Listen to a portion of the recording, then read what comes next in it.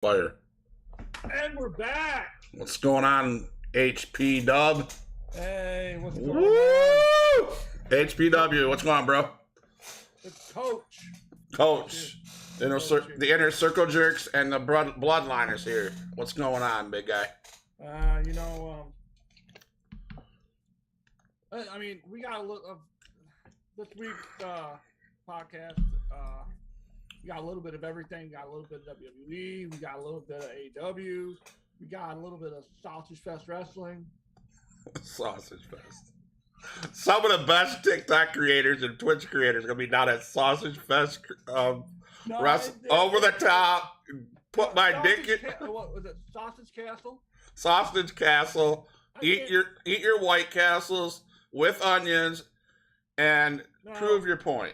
No, I'm going to give a shout out to Heel Kevin. Heel Kev.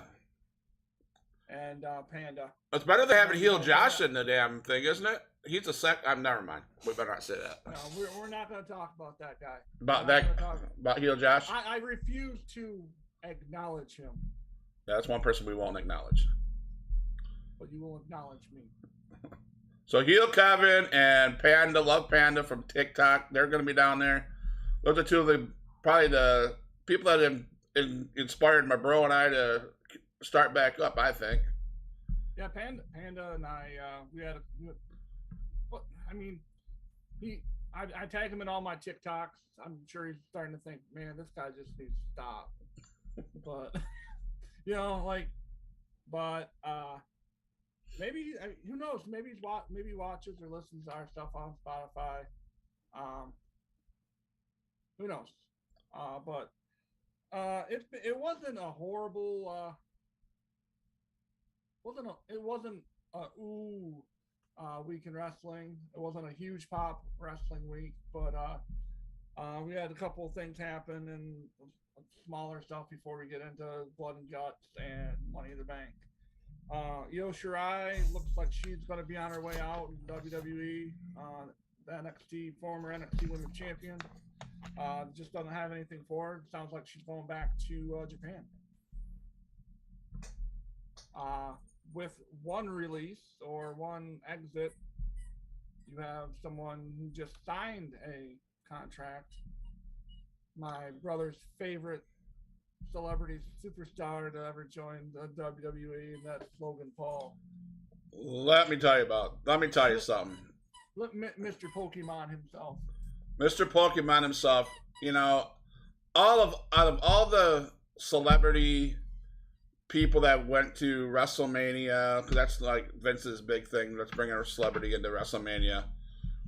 You had, years ago, you had Mike Tyson, you had the guy from the talk show, I can't remember his name, you had John Lennon, I think, or Jay Leno, I think, was in there. Just 1 second. You had guys like Bad Bunny. I like Bad Bunny, but face it, he had 1 or 2 spots in his match, and he pretty much other than that sucked. But Logan Paul did impress me in that his match with and then Miz turned on him. So I see where they're going with it, bro. I see that Miz is drying up. He needs to stay in his marriage class with his wife right after the wrestling show. Stay home, bro. You suck. You weren't good. You weren't good on the reality shows. Then you tried your shit with wrestling. You were okay, but now you're like a dried up condom in a wrestling, and I just don't like you, Miz. And then Logan Paul is gonna come back, and I hope he beats the shit out of you. That's my take. No, I at first when Miz was coming through, I couldn't stand the guy. Hate him. Really. Or, I'm awesome. Or that is correct. That was not him. That was Mr. Johnny Nitro Morrison. Johnny Jackoff, Johnny. Same thing. They did that stupid correct thing. It was dumb. It was dumb. I'd rather listen to a dog biting a toy than Miz going. All right. I don't know. Nah, but I hope. 1 second. I hope. Logan Paul. Hope they don't do one thing with Logan Paul. The one thing I don't want them to do with Logan Paul is bring him in as the last contestant to Money in the Bank and win it. Because that would make zero sense to me in a wrestling world. You have John Cena, that would be a good one to bring back and to win the Money in the Bank. You have bring over MJF off of AEW, since he's not doing anything for the next couple months, and put him in the Money in the Bank ladder match. Do something. Bring back the Fiend. Bring back. I don't give a damn who you bring back, but please, in all due respect to you, Jake or Logan, all due respect, bring you back. I get it, but not right away to win the Money in the Bank and to go on and to cash in. That, to me, that'd be poor booking. To me, that's not Triple H. To me, that's not Stephanie McMahon.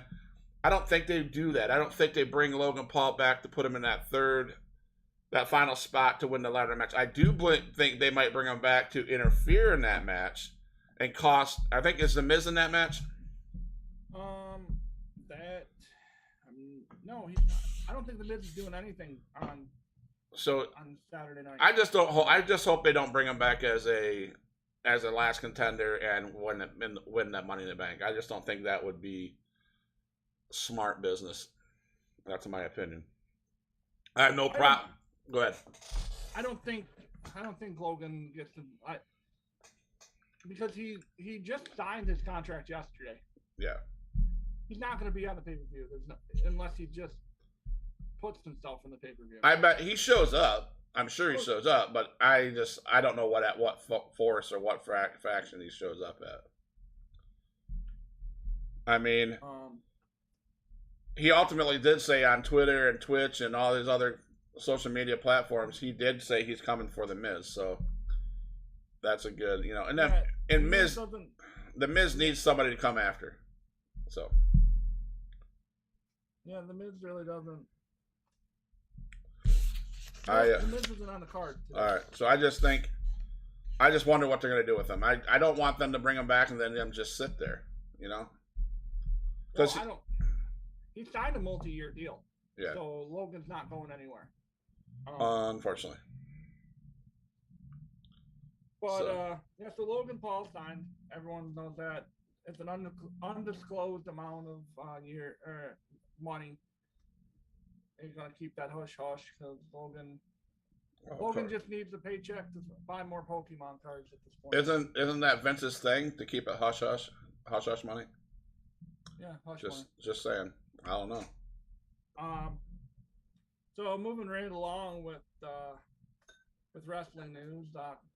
This isn't necessarily news, but listening to Kenny Omega on a podcast, and he made a reference to the business of wrestling, and he said, with all due respect to the business that he loves and he is part of and he helps create each week, he doesn't feel in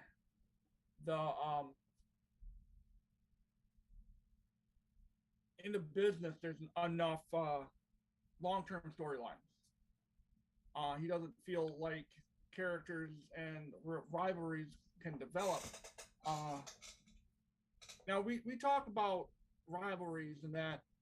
I mean, it's fine to have these 2-3 match, but go somewhere with it. Like you had Rock Austin, 3 times? And that was done. We talked about this last week with Roman Brock 900. It's done. But they're not even telling a story at this point. Right.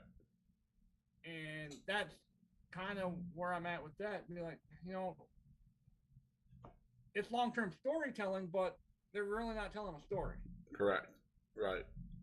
I mean, WWE, there's a couple storylines that they're sharing, they're doing, but the Ezekiel and Kevin Owens, but come on, be realistic. See the storylines I love are, and at first I say no, this is not even why do this, but it's when they deal with family and almost personal stuff. I mean, you have the Jeff Hardy thing when he was in WWE when they did that line with him being an alcoholic and a drug addict. They did the home invasion of Randy Orton's home that got invaded. They did the storyline between the Fiend and Randy Orton, and where Randy burnt down his compound. There's some great storylines, but like you said, Matt, there's the great ones, and then there's other storylines that either need to stop or continue building on it, because how are you supposed to get people excited for your next pay-per-view if you do a weak storyline and then drop it, or some stupid storyline like the Kevin Owens Ezekiel? That, to me, that's a waste of television. Which one was it? Was it Steve Austin that tossed the championship belt into the lake, to the river, or was that The Rock that did that? Stone Cold did that to The Rock. To The Rock, yeah. I mean, those are good storylines, Eddie Guerrero told some good storylines. Edge and Lita were good storylines. You know what I'm saying? Back in the day, I don't know what happened for the writers, but back in the day, there were some great storylines. I mean, Brutus the Barber Beefcake and Hulk Hogan, that storyline built up where Shawn Michaels even, all those back in the day, even in the 90s, 80s and 90s, there were some good storylines. I mean, you talk the long-term storyline. You have Hulk Hogan and the Macho Man. They were best friends. Yep. And then they turned on each other. One of the best Saturday night main events ever. Right. When Miss Elizabeth got knocked off the apron and knocked out Hogan, instead of letting Macho take her to the back, picks her up, takes her to the back, and leave Macho Man one on two against Big Boss Man and Akeem. Right. Exactly. And that whole. And then if you're wrestling fans, you'll see that it carried over to when Hogan disappeared and Macho Man went to WCW. And lo and behold, in Daytona Beach at I don't know if it's Slammiversary or what it was. No, it was Bash at the Beach. Bash at the Beach. 96. Hogan comes down and it looks like he's gonna save Macho Man, but he turns on Macho Man, and that's where NWO forms. See, that was smart storytelling. That was years of storytelling. And I miss that in wrestling today. The best thing that's going in wrestling today is what we'll cover is the storylines that were told at Blood and Guts. That was some good stuff. I'm not saying WWE doesn't tell that good stuff, but they do. I just think they go so far that they either drop it off or it just ends ridiculously. And I mean, I participate in an indie show down in Florida, Extreme Impact Wrestling, XIW, and they have a good storyline going on as well. So I know it can be done. I know everybody can do it. So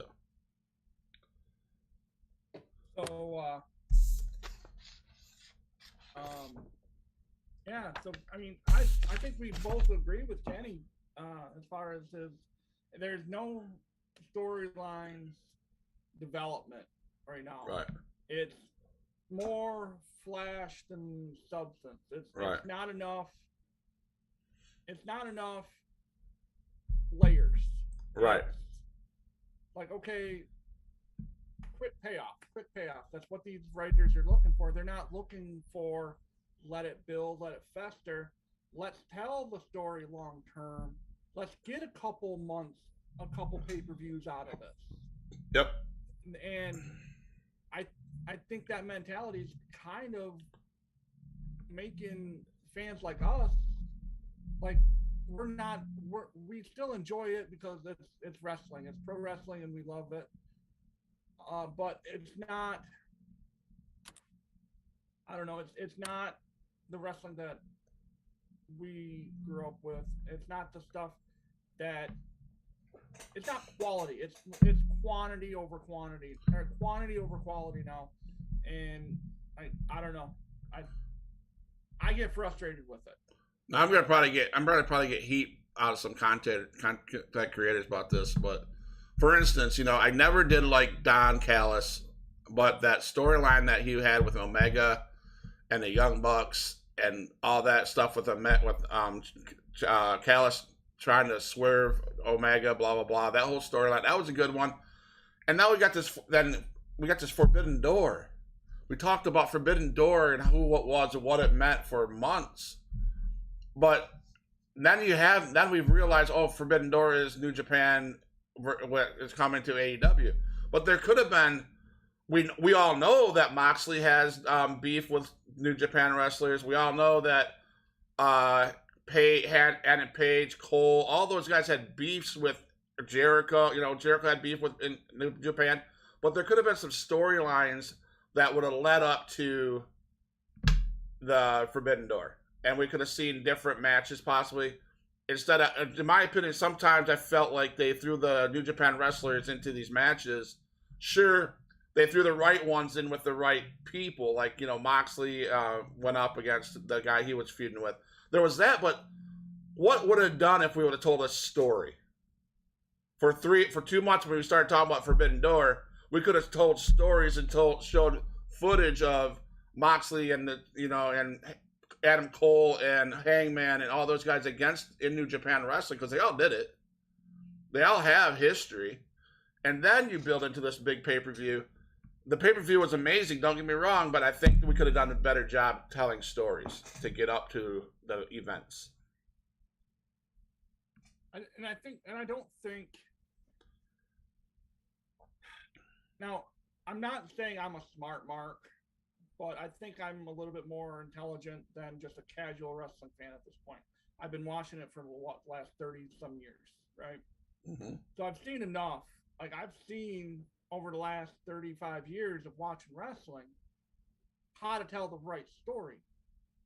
And like I keep, like, the newer wrestling fans, like the younger generation, and yes, I'm saying that, but they're not, until they can actually go back and watch some of these, and they have all the capabilities of watching everything on Peacock and WWE. Go back and watch those storylines, because the stuff now doesn't compare to that. Because like this whole, let's just throw like you just said, I felt they just threw Forbidden Door together. I mean, and that's disappointing for me as a wrestling fan, because I'm going to catch a lot of heat because I know there's a lot of people that love AEW wrestling. They love it, and they love themselves some Tony Khan. But and I've said this many times, Tony Khan is a wrestling fan that owns a wrestling promotion. He has not been around the business long enough to book properly, in my opinion. Because had he been able to do that, he would have let those guys from New Japan come in and start telling those storylines 2-3 months out. You don't have to stay for weeks at a time. Make an appearance. Right. That's why I think the whole Jay White, when that match, quality match, told stories. He's been in and out of AEW. He's gone back and forth. That match was quality.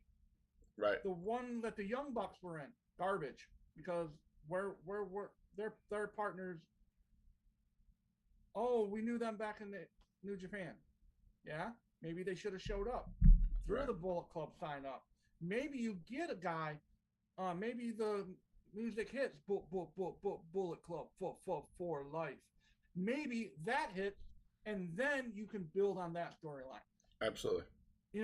As a casual wrestling fan, I can write better than Tony Khan. That's right. Casual. And I mean, if this does hit the light of day, if Heel Kevin or Panda or that creep out in Utah or Colorado or whatever, I'd like to hear what they have to say, because I'd like to, and I'm not trying to argue. I sound like I'm getting a little heated. I'm just a little disappointed in a guy that owns a wrestling company that he can't book properly. Well, I mean, we're not even just talking about Tony Khan. I'm so glad. I'm hoping. I believe that WWE now has a future because I was really getting stuck on the fact of where the hell is this going? You have Stephanie McMahon off out of it. You have Triple H leaving. You have Vince running the show, and finally, thank God, Vince did something dumb. So now he's not there. Now we're bringing back the people that created what NXT used to be, and that used to be an amazing show. We have people that now can write weekly things, and maybe we're going to get back to what it is. And let's go back to the Attitude Era. Let's go back to Degeneration X. Let's go back to I don't care, but tell these stories the way they need to be told. Because the Miz and Morrison, that's a garbage story. The Bloodline is a great story. I love that's one of the only stories really that's going on in the WWE that's any good. I mean, it started from when Roman Reigns walked in the locker room and there was Paul Heyman and they joined forces. That was the start of an amazing, and it's been going on for 690, I don't know how many days. It's been over 2 years. Over 2 years. I think yeah. And when they have stuff like that, it's fun to watch. That's why I don't know how they're going to get off of Roman Reigns having both belts, because that storyline, that fraction is probably one of the best that we've seen in wrestling since NWO. Well, we'll get to that as far as when we talk about Money in the Bank.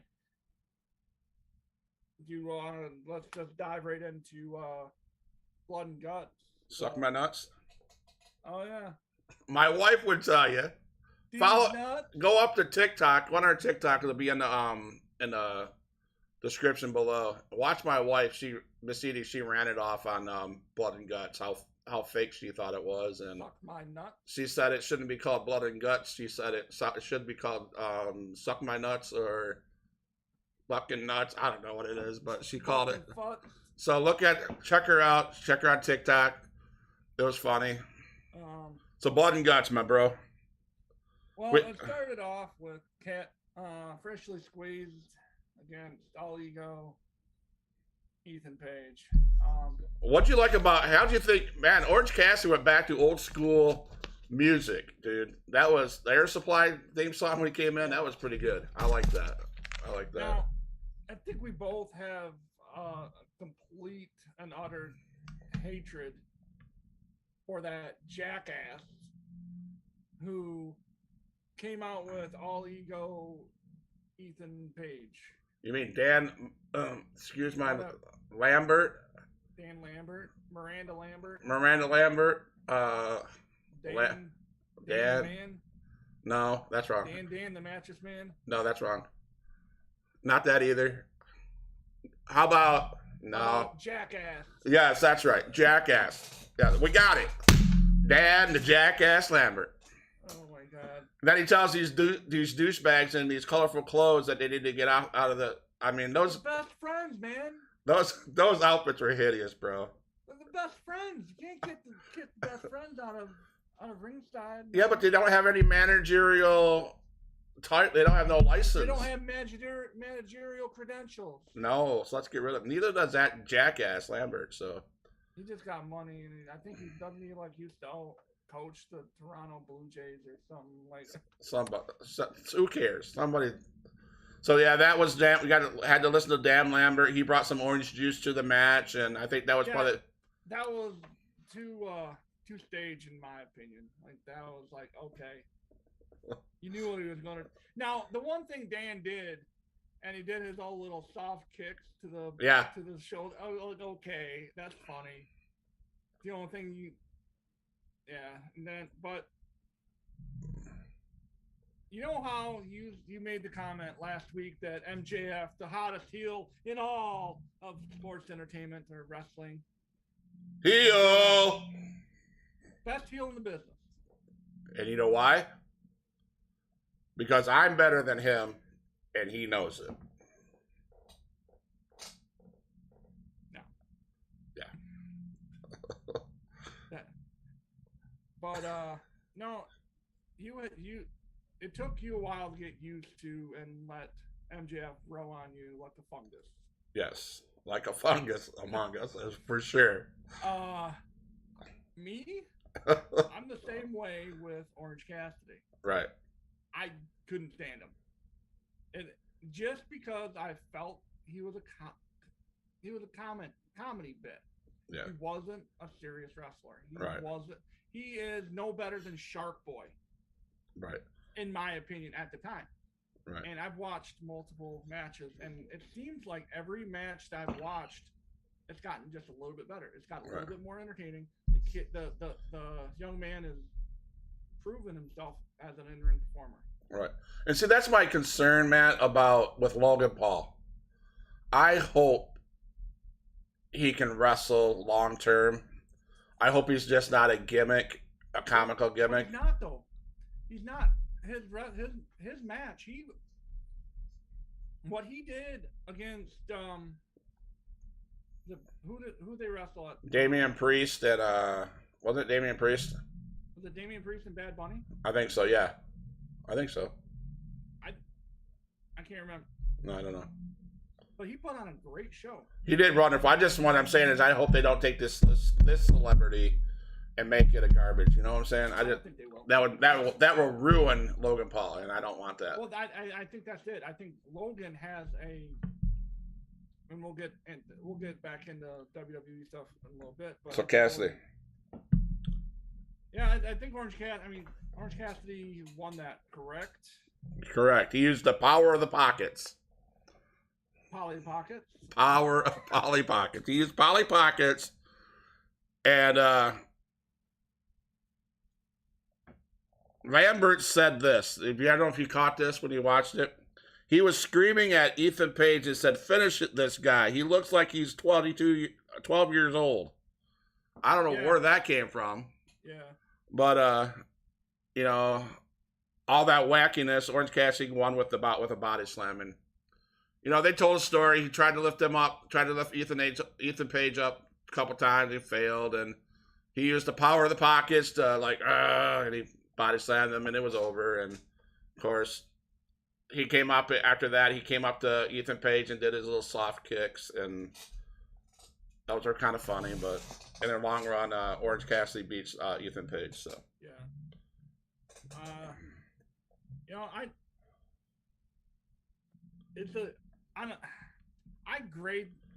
I'm starting to because I'm starting to watch more AEW, trying to because we're going Andrew and Jennifer and we're all going to Grand Rapids August 5th to check out AEW Rampage, a live edition of Rampage. And after that show, it'll be a taping for Battle of the Belts 3. That'll air on TBS on Saturday, August 6th. Nice. So I think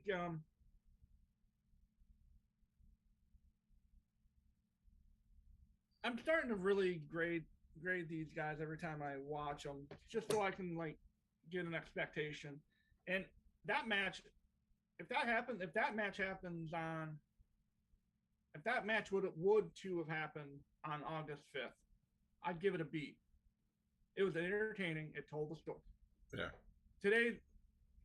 Today on Huge Pop Wrestling, it's story time with the Rogers brothers. That's right. Story time.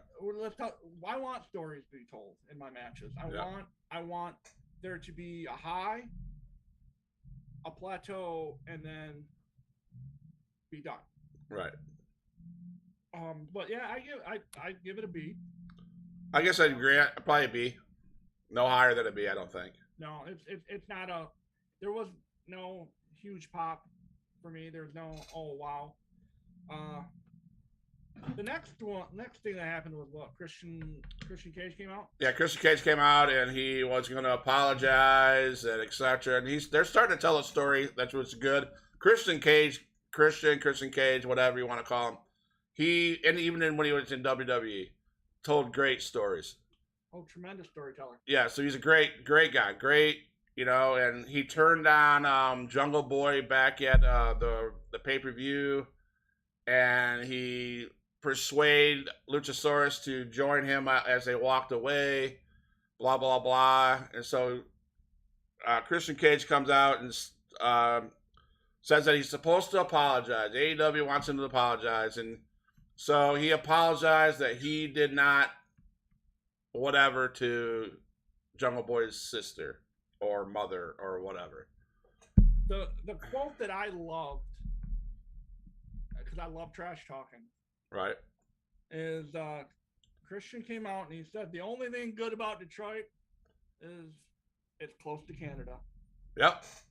Hey, dude, when I lived in Michigan, shit, we lived close to Sault Ste. Marie. Guess what? The only thing good about Sault Ste. Marie was right across the bridge is Canada.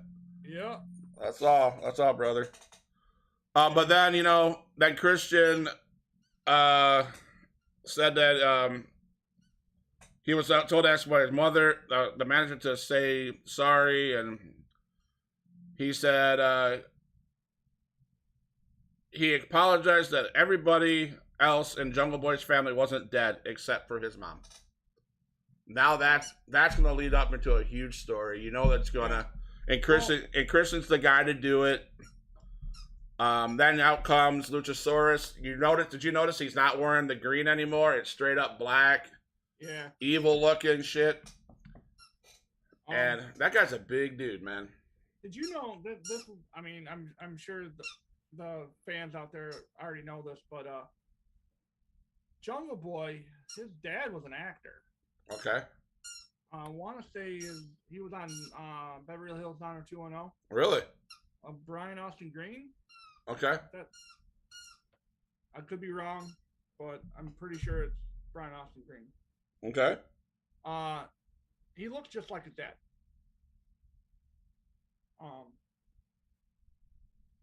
But yeah, this is kind of interesting because. Yeah, 90210. Yep. Yeah, Brian Austin Green. Yep. Is that what it was? Yep. Yeah. I don't know. It's just an interesting tidbit that he's been a wrestling fan all his whole life, and he's one of those guys. Jungle Boy he's one of those most very undervalued and underrated guys in the AEW. Yep, very good. I mean, I see what happening in this one is they're all gonna, there's the stories gonna be told about, and then Jungle Boy and Luchasaurus eventually they'll wrestle each other. And I've heard some people talk about down the road that could it be mask versus hair, where they, whoever wins, they cut off. If Jungle Boy wins, they take the mask off Luchasaurus. If Luchasaurus wins, they cut Jungle Boy's hair, so on and so forth. So I don't know how that's gonna play out, but that was a good match for sure. We got we'll go with the grades. I'm gonna give it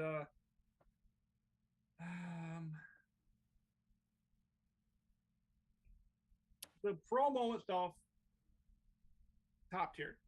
Yep. Gotta give Christian, but Christian's an 8. He is a WWE guy. Yep. And he knows how to cut promos. Yep. Perfectly. No, exactly. And he knows how to tell stories in promo. He knows the proper structure of a promo.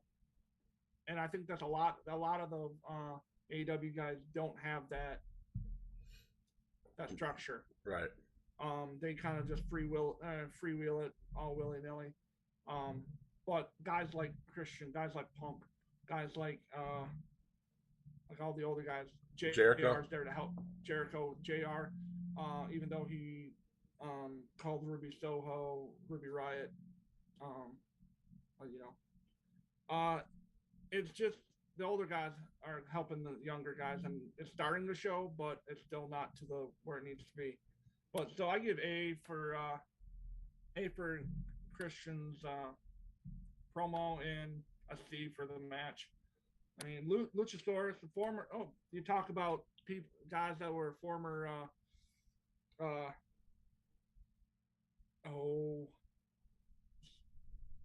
Reality TV's guys. Luchasaurus was in the season of Big Brother. Was he? Yeah. With The Miz? No. Just kidding. But yeah, I would say the promo cut by Christian Cage, I wouldn't expect anything less than an A on any of his promos. And the match was, it was just that. It was defeated Serpentico. Yeah. Okay, that was a guy, some guy they found at the side of the building, waiting to get his ticket to get in the thing. Put a local talent. Put a mask on him and put him in the ring like my boy Panther Rodriguez when they put him in the match with Kamala back in the days, in the 1980s. You're sitting out there you got your ticket to get in the show, and you get your ass beat when you get in the show. So I give that match a C because of the quality. Next match, you got Danhausen and friends. Oh, that's one of the comedy characters. Come on, to me, it feels too much like Santino Marella. You're gonna pull out a sock and go like that next one. Come on. Or Doink the Clown. Yeah. Hey, speaking of Doink, he's on the new WWE update package. Great. But Danhausen and Friends, which then Friends was FTR, which they had a huge pop. Detroit just lost their mind over FTR. I think that's one of my favorite tag teams. I think they got a huge pop because of Dax. Now he got hurt in the pay-per-view, didn't he? Yeah, then he came back. So FTR, man, they're no joke. They remind me of Arn and Tully. Yeah, they're no joke, bro. They went up against the Acclaimed with the Gun Club. Yeah, Matt Caster and the Gun Club. Matt Jackster. Matt Jerk Me Oscar. But he had a nice his comment about he's definitely a heel. Caster, he rapped a line about the water in Flint. Yeah, that was good. Yeah, that was kind of funny. Only because we're from Michigan, bro. We think that's funny. It is. It's funny. It is. Yeah, the match itself, because FTR was in it, was good. Pretty solid. Real solid. I've seen FTR live. Let's see, who are they? I can't remember. It was FTR and can't remember who they were wrestling when they were in Saginaw. I want to say it might have been when Bobby Roode and his tag team partner, not Dolph Ziggler, but that other guy, Loris Gable. Okay, yeah. He was teamed with Chad Gable. We saw FTR when they were the Revival. Okay. And they put on they're tremendous in-ring talents. They truly are. Right. And they're just bad dudes in general. Right. And I think the storyline that people, because we're talking stories, right, was at the end when Anthony Bowens revealed that he could walk instead of being in that chair, and he messed up and he accidentally struck Austin Gunn with his crutch. Yeah. That was pretty cool. So I thought you'd see Billy Gunn or the dad get up and beat the shit out of, Mr. Bowens, but the opposite happened. Dad shoved his son, and now it looks like he's siding with Bowens and the Acclaimed. So we'll see how that goes. Because he's an ass man. Nah. Oh. So the next one, Jade Cargill, sucks. So we're just gonna move on. Right. Now she's a beast, though. Well, she's ripped beyond, like, she is, like, her abs have abs. And it pisses me off. Right. So if you're 36 and old and you look like that, you better be 36 and 0. I want to see her wrestle Britt Baker. I don't want to see her wrestle Leela Gray. I want to see her wrestle Ruby Riott. Guys like that. No, it's Soho. Oh, that's right. We forgot. So yeah, Jade Cargill, she won, no joke. Blah blah blah. D plus if anything. We're gonna. I forgot to rate. Grade for that FTR match. A high C, low B. I don't think a B minus at best. Yeah, I give it a B.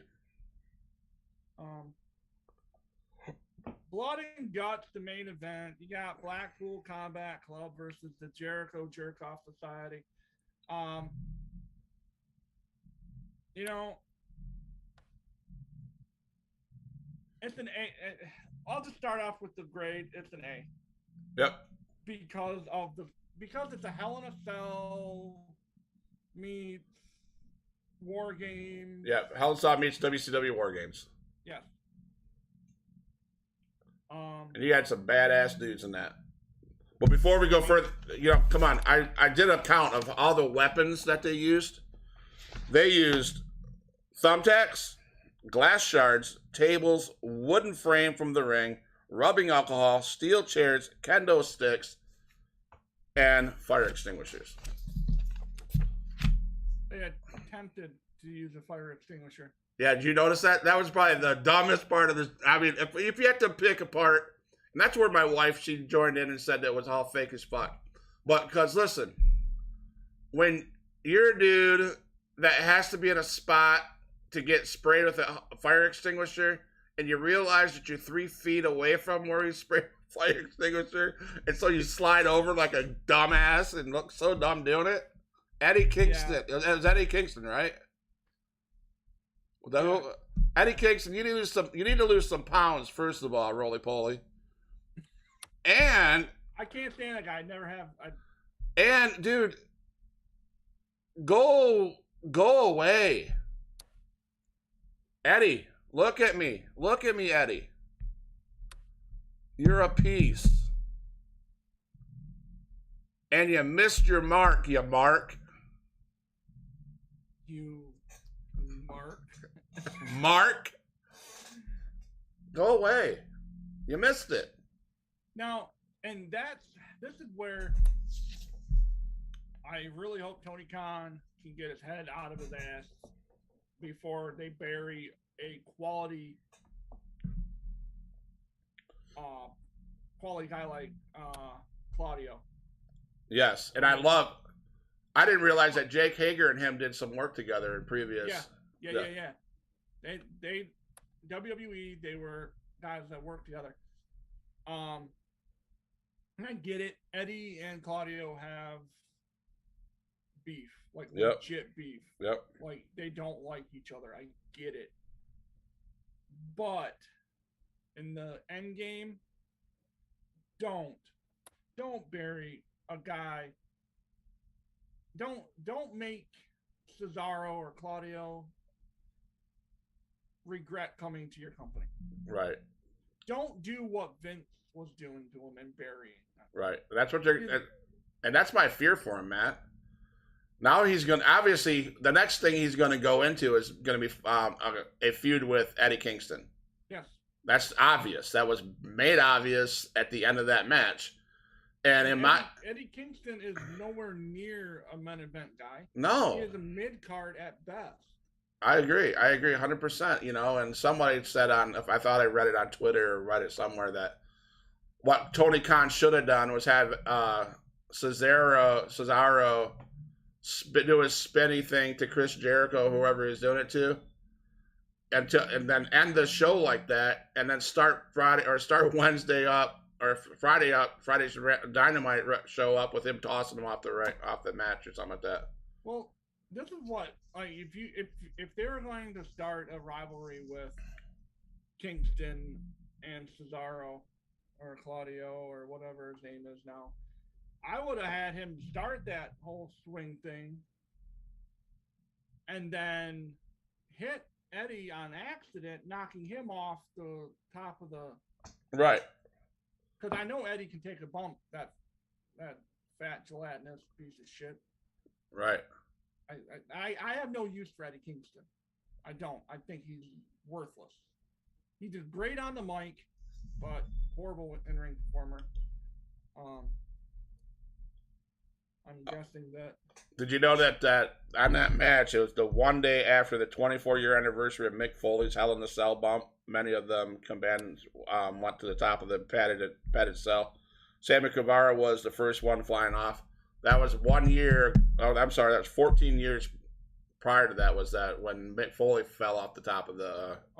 When Taker threw him off. Yeah, so 14 years ago. So, perfect. I mean, that's perfect timing. I'm sure Tony Khan probably knew that and probably said they didn't know that'd be cool. And they did that. They did a whole bunch of storytelling in that match. A whole bunch.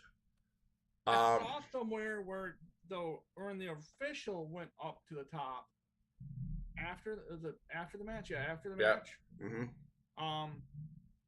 He was. I don't know if you noticed, but he was really holding on to Moxley. Really? And Moxley, he goes. He told John that, hey, I'm scared of heights. He goes, and John's like, well, me too, but get your ass up there. You got. Who was that guy that was hanging from the side of the cage halfway through that match? And if so, how the hell did he get there? Who was that? That was. Was that a casual wrestling fan? Yeah. Probably from Baltimore, Maryland. Probably. Kevin Rodriguez. Then you had Ruby Soho run down to to interfere or to help out the take out that Conti girl. And she is take her out, and good old JR or Taz, I can't remember who it was, called her Ruby Riot, which was pretty funny. I wonder if they got beef from Tony Khan when he got back in the back, but overall good match, overall great match. Santana legitimately did something to his leg and knee while he was trying to give Daniel Garcia his Urange move. His knee twisted, so we hope the best for him on that match, on that healing. But I see if you notice that Santana and Ortiz, they're claiming there's going to be a breakup there, and they're going to start feuding themselves, because if you watch lately, they're not together anymore. They're like doing their separate things. So it'd be interesting to see what happens there. But that match was a great match, an A match. Yeah, definitely an A match. It's one that, honestly, I'm surprised they didn't put it in a pay-per-view. I'm surprised they threw that on an actual show, like an unpaid show. Like, yeah, to me, that should have been a main event of a pay-per-view. I was looking on Twitter and I ran across this Eddie Kingston Twitter, Matt. On Eddie Kingston in regards to Cesaro, he posted this. Well, look who has grown a pair. Eddie on Cesaro. All I'm going to say is he doesn't have the balls to come to AEW. So Eddie made reference to Cesaro coming to AEW as he didn't have a pair of balls to even come to AEW, and he shows up, and so now Eddie's like, oh, look who has a pair of balls. So, yeah, that was Blood and Guts. Blood and Suck My Nuts. Blood and Suck My Nuts. Now we go on to WWE Money in the Bank live from Las Vegas. What's up? Yeah, it's tomorrow night. Tomorrow night. Unfortunately, I have to watch it on Sunday. Because we have prior commitments that I wasn't aware of. I didn't. Typically, we have our big 4th of July party on 4th of July, but they're doing fireworks and everything over at a friend of the family's house tomorrow night instead. So we're gonna go be there. So we won't be able to watch any of it. Yeah, I'm not sure what the order of the card is, but the match is the men's Money in the Bank ladder match where we have Seth Rollins, Sheamus, Drew McIntyre, Omos, Sami Zayn, Riddle, and someone to be announced. They'll probably announce it tonight. I could give you a couple of people I would think that might come in there. If they would pop it really big, it'd be. And again, I hate the guy, but MJF would be a badass to come there, but I doubt he won't. No. You could talk the Fiend to come there. He won't. Um, so are you gonna put Logan Paul? John Cena would be my pick to go there. That I've been since they brought him back on Raw, what 2 weeks ago, or Yeah. Anyway, since they brought him back, it was this week. Since they brought him back, and he says he's not done. He's got matches, not one last match, but matches, and he says he doesn't know when his next one will be, but he knows he will have one, and he's not going anywhere. That he's always going to be part of this company, always going to be waiting in the wings. Now, that's great. You realize, and this is something that I saw. He is a Intercontinental Championship away from being a Grand Slam winner. Mm-hmm. He is also a major title, a WWE title away from breaking Ric Flair's record for most championship titles held. So all this stuff, if Vince wants to make one of his guys, John Cena's his Hulk Hogan 2.0, right? Hustle, loyalty, respect. But Vince McMahon ain't in charge no more. Well, what's going to sell tickets? What's going to sell merch? John Cena's been away from wrestling since that horrific thing that they did at Pandemic Mania with that whole Little Shop of Horrors thing. That Firefly Funhouse match that he had with Bray. Yep. Now, that's the correct booking, in my opinion. John Cena? Yes. For the winner of it or the last person in it?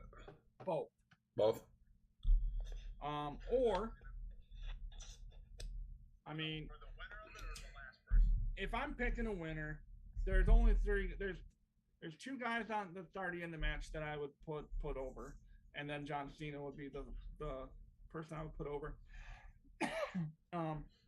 If he is that last person, but if you throw in Logan Paul, obviously he's not going to do it and maybe they do put Logan in that match, and maybe the Miz gets involved and screw him over, and that's how they start that rivalry. You're not going to put Omos or put Omos over. That's just right. Sami Zayn. No, he's a great performer, but the only thing that would make sense on Sami Zayn is his irritation trying to be part of the bloodline. That'd be the only angle that you could use on him winning, but I don't think it's a big enough angle to put him in there at all. Yeah, and I don't know why people are just so stuck on Riddle. Riddle is just... He's been balls to the wall the last 2 months, though. If you've been watching WWE, he's been putting on some good shows. Yeah, honestly, he can work the ring, and he's got legit beef with Lesnar too. Yeah. Because I think during one of their pay-per-view earlier that he flat out said that he could beat Lesnar one-on-one. Yeah. In a shoot fight. Right, but then you got Seth Rollins and... I think Seth Rollins and Drew McIntyre are the only two that really would be any... Because Drew McIntyre has already said that he wants to retain his title. Regain his title. He wants to be a champion again. Like, he flat out said that. And Seth Rollins, he's done it before. Flashback to WrestleMania, he won the Money in the Bank and he cashed in at WrestleMania. Made it a triple threat match. Who was in that match? Do you remember? John Cena. Brock Lesnar. Roman Reigns. Yes. History repeats itself, right? We're on Brock Lesnar. 900. Yeah. I mean, I would say Seth Rollins is would be one of the best ones to storytell and cash in and all that stuff. He's the opportunist, all that good stuff. And I think, to me, I got the storyline. to me, I think it makes sense to have him win and cash in. But my question is, can you cash in the Money in the Bank briefcase? Does it have to be the heavyweight champion, or can it be a different champion, or can it be a different belt? You know what I'm saying? I think it has. I think it has to be. It can be any championship, right? I don't know. Because Braun Strowman cashed in and won the tag team titles with that kid as his partner. Yeah, true. So I think, and does he do it the same night? Well, I don't think he can because Roman Reigns doesn't even have a match. Yeah. So here's my long term. I'm talking long term storyline here. Brace yourself. We're telling stories. Okay. So we had Seth is on a hell of a losing streak, right? He's Yep. lost 3 in a row to Cody. He comes into Money in the Bank. He steals it. Just he's able to get through and steals it. And he breaks through. He gets to win. He doesn't have a match at SummerSlam. But man, Brock and Roman, they're in a last man standing match. At the end of the match, they're both just laying there. Burn it down hits, right? Seth runs down the ramp, cashes in. 1, 2, 3. He's the new Raw champion. He's the new WWE champion. That way, he can go and do his thing. You have it on someone who is a legitimate player that can carry you and tell the stories that you want him to tell at Survivor Series, at Clash of Champions, at TLC, and then at the Rumble. He wins his match, but with whoever he has, and entering 30 in the Royal Rumble, something, Cody Rhodes throws him over the top rope. Cody wins the Royal Rumble, points at Seth Rollins, and goes, for the 4th time, we're going to go one-on-one. Mania comes along. Cody beats Seth for the championship. Long-term storyline. Long-term storyline, great storyline. My question is, though, you do that, you've just blown 2 years. What are you gonna do with Roman Reigns? Well, he still has 1 championship left. Oh, so you're saying it's only gonna be for 1 belt? They're gonna change it. They're not gonna have it unified no more. Yeah. It's gonna be 1 belt. That's possible. If they do that, if they go 1 belt, then yeah, I like that. But I'm gonna say, if you're gonna say John Cena's that last match, last guy, damn, dude, Seth Rollins, man, all the way. I gotta go Seth Rollins. Yep. You don't like him. I know you don't because you've said it. But you gotta admit, his entrance music is a banger of a song. He's just annoying. I hate his entrance music. It's a banger. He's annoying. Women's Money in the Bank match: Lacey Evans, Alexa Bliss, Liv Morgan, Raquel Rodriguez, Asuka, Shotzi, and Becky. I'm a man Lynch. Well, if Seth goes and wins the Money in the Bank,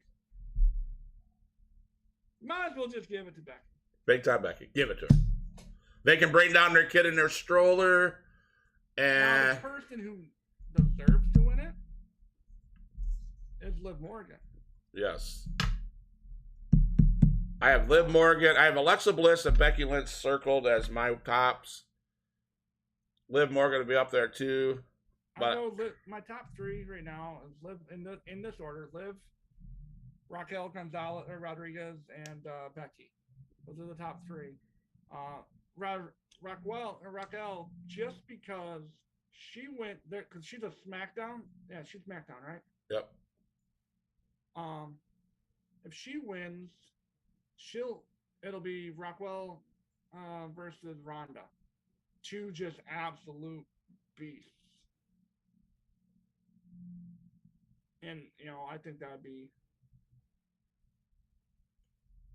But yeah, I mean, I'm gonna go. My pick is Liv Morgan. Big time Beck. Big time Becky.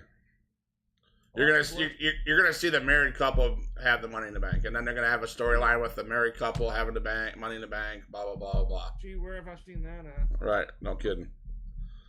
Raw Women's Championship. Bianca Belair. Hope you lose to Carmella. There's no spoiler there. I pick Carmella. I pick Carmella. I've never been a Bianca Belair fan. No, I can't.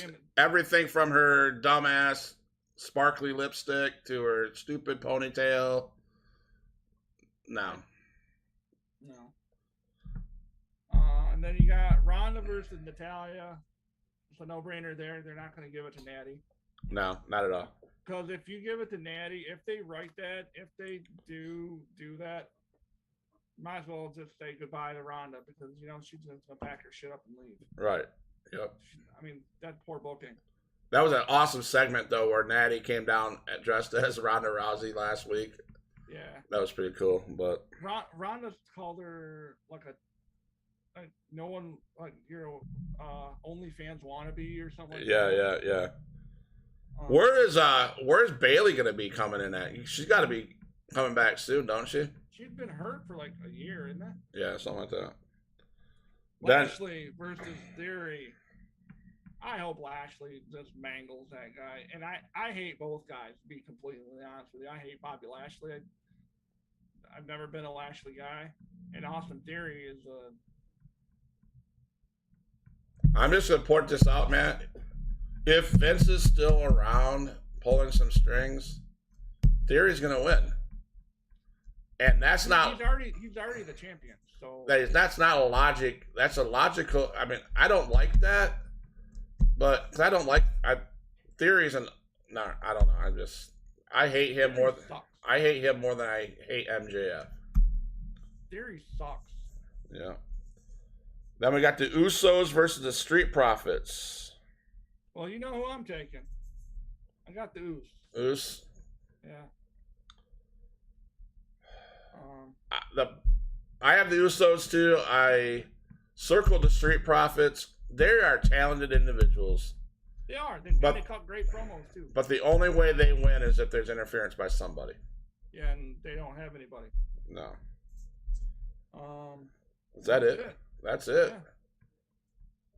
So who knows? I just hope that I told you this last year I think, or a while ago, about my feelings about Money in the Bank. I think WWE I don't think, I know. WWE lost my attention with Money in the Bank when they 2 years ago put it on the fat guy, what's his name? Otis. Did he ever cash in?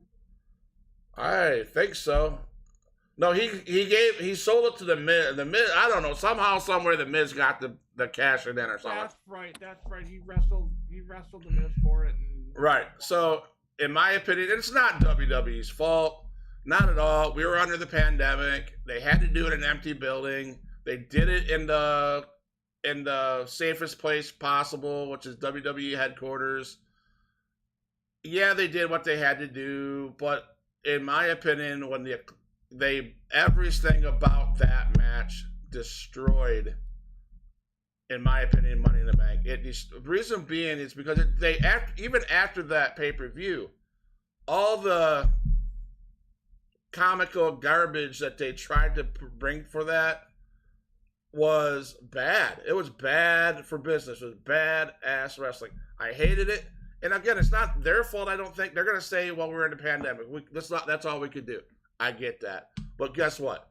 You made a mockery of that title because now that, in my opinion, that was just as big of a mockery of a title as the 24/7 title. Well, I don't think that specific part. I don't think that specific edition of Money in the Bank ruined the Money in the Bank match.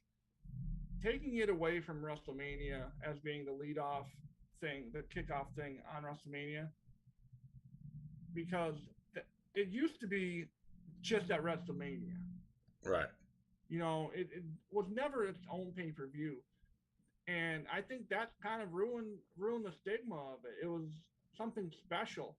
It was at WrestleMania. It was just like the Andre the Giant Battle Royal now. It's something cool to be able to win and get your name on that big trophy of Andre. The Money in the Bank briefcase used to mean something. Mm-hmm. It used to be the ticket. It used to be Vince and the WWE putting their stamp of approval on you. But that's not what it is anymore. No, so that's wrestling in review.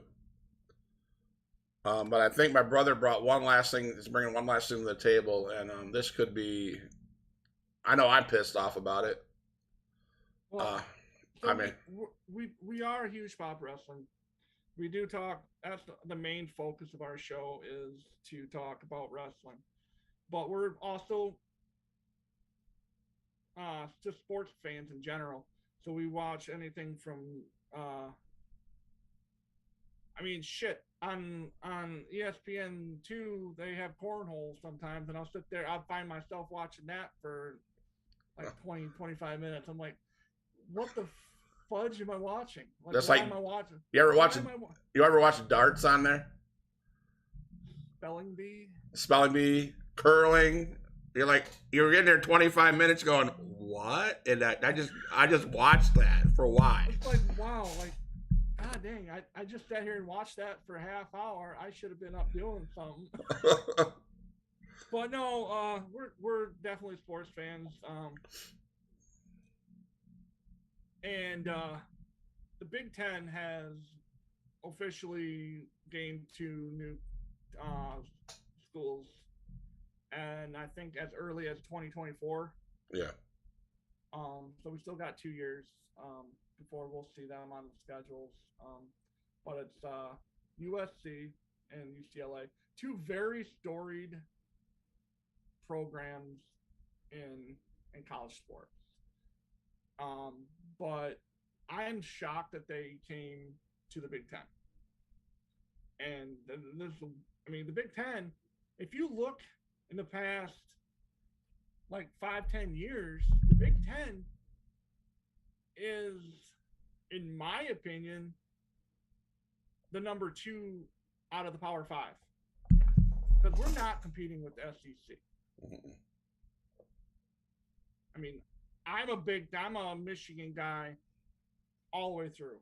And I hate the SEC, but I respect the fact that they are the best. They are the best of the best as far as college athletics. They just are. They have all the horses, and they win championships. And I mean, Georgia, Alabama in football, Arkansas in football. Ole Miss just won the baseball World Series, beating Oklahoma. But for the Big Ten, you look at the Big Ten, we have us, that school from Columbus. Michigan State's always solid in basketball, hockey, and football. You have just programs like Penn State, Iowa, Illinois in men's basketball. We are Minnesota in men's basketball. Sometimes in football they're good. You just have a very good group of schools. And for us, why? I mean, if I'm UCLA, whose football program is middle of the road at best, why would you? I mean, I guess now they can come in. They can come to the Big Ten and beat schools like Rutgers. Well, I think I seen it on ESPN or on Google News or whatever. They were saying that UCLA and USC, the Big Ten is like the second in revenue, and each school gets an astronomical amount of money per year. And I think I'm not saying this is what UCLA, USC are looking at, but hell, if I'm at those schools and I'm getting like $1 million or whatever million amount of dollars that you're gonna get, I'd be wanting part of that pie. And I think that's what's happening. They want part of the Big Ten pie that they see, because the Big Ten is like second in the money making. And so I just think it looks stupid. You have all these teams from the Midwest or North, whatever. Now you're going to bring teams from way in the other out on the West Coast. Well, that's why I didn't understand why they didn't not necessarily stay in the Pac-12. If they want out of the Pac-12, that's fine. But maybe go to like the Big 12. Right. It's closer to them. Right. Now for us, for Michigan, we got to go clear to the West Coast to play. Yeah. And we're not the Big Ten anymore, are we? We are Big Ten. It's what we're called. We're called the Big Ten. Right. How many schools? 50. Yeah. We have us, Michigan State, Minnesota, Wisconsin, Iowa, Ohio State, Illinois, Indiana, Penn State, Nebraska, Maryland, and Rutgers. So we have 12 teams right now. So we'll be 14. We'll be the Big 14. Stupid. So this is going to be a little interesting. They have the Legends division. Is it still Legends and Leaders, or is it East and West now? I can't. Yeah, I don't know. You're the coach. They changed it so many, they change it like my kid changes his underwear. Right. So, well, yeah, that's what I mean. That's the only thing in sports that I really like. Wow, that's gonna be interesting. Yeah. So, bro, peace out, man.